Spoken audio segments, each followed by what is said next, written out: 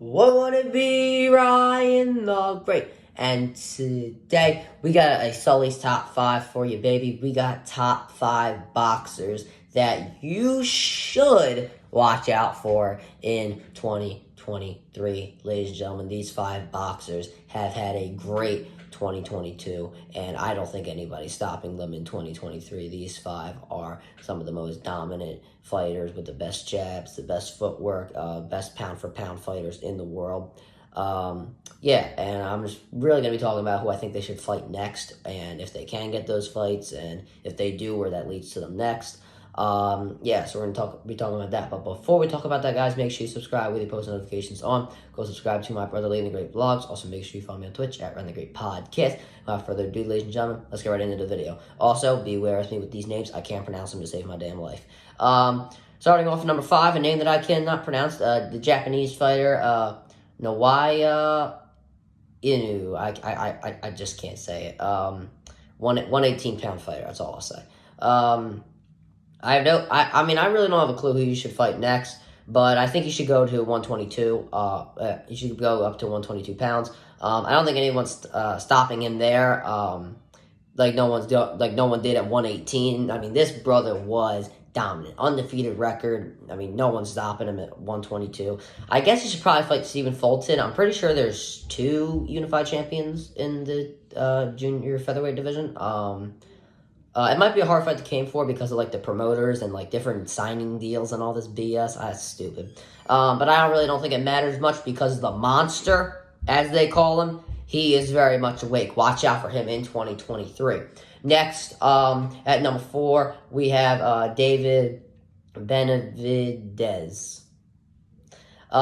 Stop avoiding this man, okay? There's a reason he's on the thumbnail of the video. Everyone is scared of him. I'm scared half to death of him. Just looking at him on the screen makes me scared half to death of him. Don't back out, Caleb Plant. This is a personal fight. And do not back out of this fight. Nobody back out of this fight, because I need to see this fight. Everyone's been running from him. I mean, it's just constant pressure. I mean, he's just always throwing like it's the first time he's in the damn ring. This brother is just throwing punches from left and right. It makes no sense. But if he can beat Caleb Plant, oh my God. Do you know the doors that would open for this brother? It would be Canelo next. And I'm not even joking. He would fight Canelo. Maybe in 10 years, but he would fight Canelo. All right, that door would open. And he's wanted to fight. I've wanted to fight. He would get Canelo if that happened. Moving on to number 3, Devin Haney. I'm a big Devin Haney fan. I'm going to tell you guys that right now. He is done at 135. He's just too good. After beating Cambosos, if that's how you say his name, for the second time, he probably needs to move up. He needs to fight Lamar Chekno. I think that's how you say his name. I think Haney will have the edge in that fight just because he's a jabber, like a heavyweight. Has great angles on his punches. He's unstoppable. He definitely should move up. He's not going to have those belts for long. And Cambosos might be able to get his hands back on those belts because he can't beat Haney no matter how hard he trains. I mean, he said he was training hard for this fight and won't beat him. BS. He's not beating Haney. At number 2, I'll take... I can't say this name. Heavyweight. Alexander Usyk. I think that's how I can't say the name. But for him, it's got to be Fury. Fury.